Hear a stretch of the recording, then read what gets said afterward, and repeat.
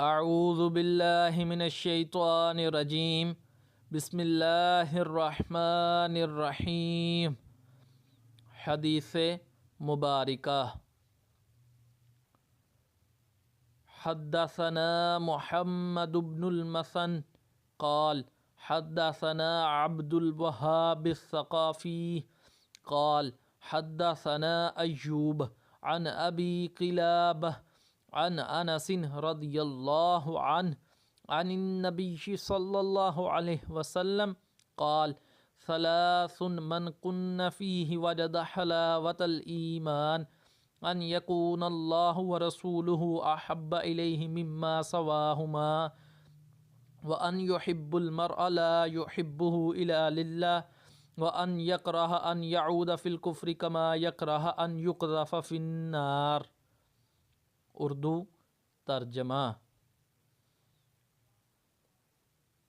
ہمیں محمد بن مثنى نے یہ حدیث بیان کی، ان کو عبد الوہاب ثقفی نے، ان کو ایوب نے، وہ ابو قلابہ سے روایت کرتے ہیں، وہ انس رضی اللہ عنہ سے نقل میں، وہ نبی کریم صلی اللہ علیہ وسلم سے، آپ صلی اللہ علیہ وسلم نے فرمایا، تین خلستیں ایسی ہیں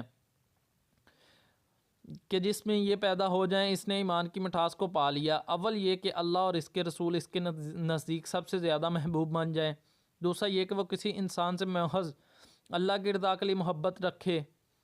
تیسرا یہ کہ وہ کفر میں واپس لوٹنے کو ایسا برا جانے جیسے کہ آگ میں ڈالے جانے کو برا جانتا ہے۔